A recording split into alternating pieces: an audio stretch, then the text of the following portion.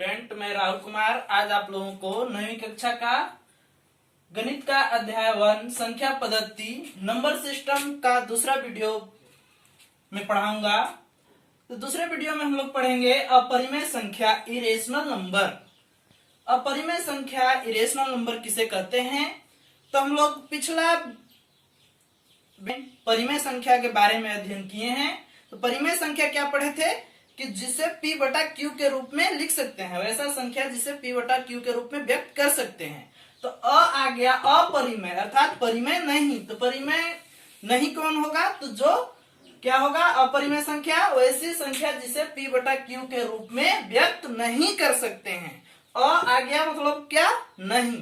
तो वैसी संख्या जिसे P बटा Q के रूप में व्यक्त नहीं कर सकते हैं उसे अपरिमेय संख्या कहते हैं। जैसे √3, √2, √7 और पाई भी एक क्या है? अपरिमेय संख्या है। तो अपरिमेय संख्या आप लोगों को समझ में आया होगा। क्या है अपरिमेय संख्या? वैसी संख्या जिसे P बटा Q के रूप में नहीं लिख सकते हैं उसे अपरिमेय संख्या कहेंगे। जैसे √3, √2, √7, पाई इत्यादि। आगे हम लोग देखते हैं वास्तविक संख्याएं, रियल नंबर्स। तो वास्तविक संख्या या रियल नंबर किसको कहते हैं? तो परिमेय और अपरिमेय संख्याओं के समूह को क्या कहते हैं? वास्तविक संख्या कहते हैं। अर्थात परिमेय और अपरिमेय दोनों संख्याओं को एक साथ हम मिला करके क्या कहेंगे? वास्तविक संख्या कहेंगे। तो परिमेय और अपरिमेय संख्याओं के समूह को वास्तविक संख्या कहते हैं। जैसे तो इसमें परिमेय संख्या भी आएगा और अपरिमेय संख्या भी आएगा। तो परिमेय संख्या 3/4, 11/2, 22/7, √3, √7 इत्यादि। तो इसमें कुछ परिमेय संख्याएं भी है और √3, √7 ये क्या है? अपरिमेय संख्याएं भी है। तो वास्तविक संख्या किसको कहेंगे? तो परिमेय और अपरिमेय संख्याओं के समूह को हम एक साथ क्या कहेंगे? वास्तविक संख्या कहेंगे। संख्या में परिमेय संख्या भी उपस्थित होता है और अपरिमेय संख्या भी उपस्थित होता है। तो प्रश्नावली 1.2 देखते हैं। प्रश्नावली 1.2 का क्वेश्चन नंबर 1 क्या कहता है कि निम्न कथन सत्य है या असत्य। अर्थात नीचे जो भी दिया हुआ है कथन, जो भी कहा गया है उसको बताना है कि सत्य है या असत्य है। वैसा कहना सही है या गलत है, कारण के साथ उत्तर दीजिए। आप अगर सत्य कहते हैं तो क्यों कहते हैं सत्य, और असत्य कहते हैं तो क्यों असत्य। तो हम लोग देखते हैं पहला का ए नंबर में क्या है कि प्रत्येक अपरिमेय संख्या एक वास्तविक संख्या होती है। क्या कह रहा है कि जितने भी अपरिमेय संख्या है, प्रत्येक मतलब सभी, प्रत्येक अपरिमेय संख्या एक वास्तविक संख्या होती है। तो जितने भी अपरिमेय संख्या होती है वो क्या होती है? वास्तविक संख्या में उपस्थित होती है। हम यदि समझने के लिए इस तरह से मानेंगे तो यहाँ मान लेते हैं परिमेय संख्या। परिमेय संख्या इसमें क्या आएगा? 2/3, 4/7 इत्यादि। और यहाँ मान लेते हैं अपरिमेय संख्या। अपरिमेय संख्या तो यहाँ क्या है? √3, √2, पाई इत्यादि। और इधर हम क्या मानते हैं? वास्तविक संख्या। वास्तविक संख्या तो वास्तविक संख्या में क्या होगा? दोनों आएगा, परिमेय और अपरिमेय दोनों। जितने भी परिमेय संख्या है उस सभी परिमेय संख्याएं वास्तविक संख्या में उपस्थित होगा, और जितना अपरिमेय संख्या है वो भी वास्तविक संख्या में उपस्थित होगा। तो क्या कह रहा है कि प्रत्येक अपरिमेय संख्या, सभी अपरिमेय संख्या वास्तविक संख्या होती है।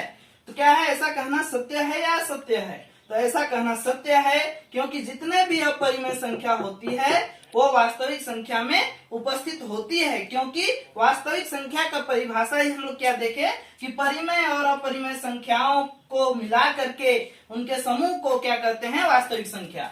तो इसका आंसर हम लोग क्या लिखेंगे कि सत्य है, क्योंकि वास्तविक संख्या परिमेय और अपरिमेय संख्याओं का संग्रह है, समूह है।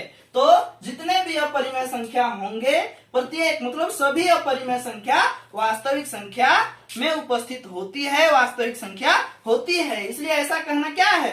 सत्य है, क्योंकि वास्तविक संख्या परिमेय और अपरिमेय संख्याओं का समूह है, संग्रह है। आगे हम लोग देखते हैं बी नंबर। बी में क्या कहता है कि संख्या रेखा का प्रत्येक बिंदु, संख्या रेखा आप लोग जानते हैं, संख्या रेखा का प्रत्येक बिंदु, संख्या रेखा का प्रत्येक बिंदु रूट एम के रूप का होता है। अर्थात संख्या रेखा में जितने भी बिंदु हैं वो रूट एम के रूप का होता है, जहां एम का मान प्राकृत संख्या है, जहां एम एक प्राकृत संख्या है। तो संख्या रेखा हम इस तरह से जानते हैं कि बीच में क्या होता है, जीरो, और संख्या रेखा के दाहिने ओर धनात्मक संख्याएं 1 2 3 4 इस तरह से अनंत तक, और बाईं ओर ऋणात्मक संख्याएं -1 -2 -3 इस तरह से -इंफिनिटी तक, अनंत तक, इधर +इंफिनिटी तक, अनंत तक। तो क्या है कि जितने भी संख्याएं आएगी तो प्राकृत संख्याओं को यहाँ रखने से, एम के जगह में प्राकृत संख्या को रखने से मान आएगा, ऐसा कहा जा रहा है। लेकिन संख्या रेखा का एक बिंदु शून्य जो है, तो हम क्या कर रहे हैं कि जब एम के जगह में शून्य रख रहे हैं तब ये संख्या रेखा का शून्य जो बिंदु है आ रहा है। लेकिन एम के जगह में हम शून्य रख रहे हैं और एम का मान क्या होना चाहिए, प्राकृत होना चाहिए। तो क्या है, ऐसा कहना क्या होगा, असत्य होगा, क्योंकि √0 बराबर 0 होता है, जो कि संख्या रेखा पर उपस्थित है, संख्या रेखा में होता है, लेकिन शून्य प्राकृत संख्या नहीं है। इसलिए ऐसा कहना क्या है, गलत है कि हमेशा प्राकृत संख्याओं का रूट ही संख्या रेखा में केवल उपस्थित है, ऐसा नहीं है। पूर्ण संख्या का भी रूट इस संख्या रेखा में उपस्थित है। शून्य एक पूर्ण संख्या है जिसका अंडर रूट लेने पर हमारा यहाँ संख्या रेखा पर बिंदु प्राप्त होता है। लेकिन इसका कहना क्या है कि संख्या रेखा का जितना बिंदु है वो क्या है, केवल प्राकृत संख्या का वर्गमूल रूट लेने से ही आता है। लेकिन ऐसा नहीं है, शून्य एक ऐसा संख्या है इस संख्या रेखा पर जो पूर्ण संख्या का रूट लेने पर इस संख्या रेखा पर आता है। तो क्या लिखेंगे, असत्य है, क्योंकि √0 बराबर 0 संख्या रेखा में होता है, लेकिन शून्य एक प्राकृत संख्या नहीं है। आगे क्या कहता है, सी नंबर, पहला का सी क्या है, प्रत्येक वास्तविक संख्या एक परिमेय संख्या होती है। क्या कह रहा है कि जितना भी वास्तविक संख्या है सभी वास्तविक संख्या परिमेय संख्या ही होता है। ऐसा होगा क्या, वास्तविक संख्या में हम क्या कहे कि परिमेय भी आ रहा है और अपरिमेय भी आ रहा है, परिमेय भी आ रहा है और अपरिमेय भी आ रहा है, दोनों के समूह को वास्तविक संख्या कहते हैं। लेकिन यहाँ क्या कहा जा रहा है कि सभी वास्तविक संख्या परिमेय ही होती है। तो यहाँ ये वास्तविक संख्या का समूह है, वास्तविक संख्या है, तो क्या सभी वास्तविक संख्या, √3 भी एक वास्तविक संख्या है, लेकिन क्या ये परिमेय है, नहीं है, यह एक अपरिमेय है। तो ऐसा कहना क्या होगा, गलत होगा कि सभी वास्तविक संख्या परिमेय नहीं है। वास्तविक संख्या परिमेय भी होती है और अपरिमेय भी होती है। तो क्या लिखेंगे, असत्य है, क्योंकि वास्तविक संख्याओं में परिमेय और अपरिमेय दोनों संख्या आती है।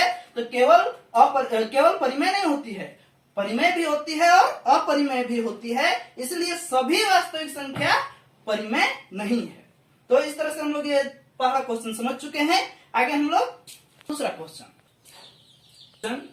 क्या सभी धनात्मक पूर्णांकों के वर्गमूल अपरिमेय होते हैं। क्या कह रहा है कि क्या सभी धनात्मक पूर्णांक का वर्गमूल अपरिमेय होता है, यदि नहीं तो एक ऐसी संख्या के वर्गमूल का उदाहरण दीजिए जो परिमेय संख्या है।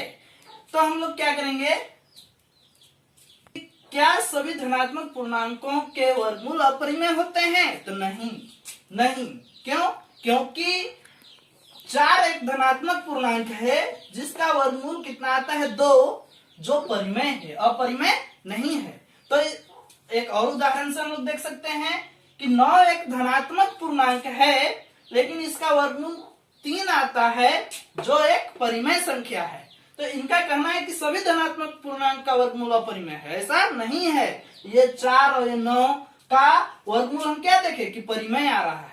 तो सभी धनात्मक पूर्णांकों का वर्गमूल अपरिमेय नहीं होता है, और नहीं होता है तो उदाहरण देने के लिए कहा गया है। तो उदाहरण हम √4 बराबर क्या आएगा, 2, जो एक परिमेय संख्या है, और √9 = 3, जो एक परिमेय संख्या है। आगे हम लोग तीसरा क्वेश्चन देखते हैं। तीसरा क्वेश्चन क्या कहता है, दिखाइए कि संख्या रेखा पर √5 को किस प्रकार निरूपित किया जा सकता है। कह रहा है कि संख्या रेखा में आपको √5 को दिखाना है कि √5 कहां पर होगा और उसको कैसे दिखाएंगे कि वहां पर होगा। तो उसके लिए हम क्या करते हैं, संख्या रेखा लेंगे और संख्या रेखा पर OA बराबर 2 इकाई लंबाई का एक रेखाखंड लेंगे। एक रेखाखंड OA ले लिया, संख्या रेखा पर OA लिया जिसका O से A तक की लंबाई कितना है, 2 इकाई। और आगे क्या किया, तथा एक इकाई का लंब AB लंब OA डाला। AB जो है वो लंब डाला, लंब किस पर, OA पर लंब अर्थात 90 डिग्री बनाते हुए डाला। और कितना इकाई लंबाई का, 1 इकाई। तो AB का लंबाई कितना होगा, 1 इकाई और OA का लंबाई कितना कहा गया है, 2 इकाई। तो अब आगे क्या किए हैं, और O को B से मिलाया। O को क्या किया गया है, O को B से मिलाया गया है, जैसा कि आकृति में चित्र में दिखाया गया है। चित्र में हम लोग देख रहे हैं। तो इस तरह से मिलाया, मिलाने के बाद हमें OAB एक समकोण त्रिभुज प्राप्त हुआ है। एक समकोण त्रिभुज OAB प्राप्त हो रहा है जिस पर हम पाइथागोरस प्रमेय लगाएंगे। तो पाइथागोरस प्रमेय क्या कहता है कि कर्ण का वर्ग अन्य दो भुजाओं के वर्गों के योगफल के बराबर होता है। तो यहाँ OB कर्ण है, तो OB बराबर √OA² प्लस AB²। अब OA का मान कितना है, 2, तो 2 का स्क्वायर, और AB का मान कितना है, 1, तो 1 का स्क्वायर √ में बराबर 2 का स्क्वायर 4 और 1 का स्क्वायर 1, √ में जोड़ेंगे तो कितना आ जाएगा, √5। तो अब क्या करेंगे, O को केंद्र मानकर OB बराबर √5, OB बराबर कितना, √5 त्रिज्या मानकर O पर रख करके एक चाप काटेंगे प्रकार की सहायता से, जो संख्या रेखा को बिंदु C पर काटेगी और यहीं पर क्या होगा, √5 का मान होगा। तो इस तरह से हमारा तीसरा प्रश्न पूरा होता है। आगे हम लोग चौथे देखेंगे। क्वेश्चन नंबर 4 में क्रियाकलाप के द्वारा हमें एक सर्कल बनाना है और उसके लिए दिया गया है P1 तो 1 दिया गया है, P2 तो √2 दिया गया है, P3 √3 दिया गया है और इनको मिलाते गया है।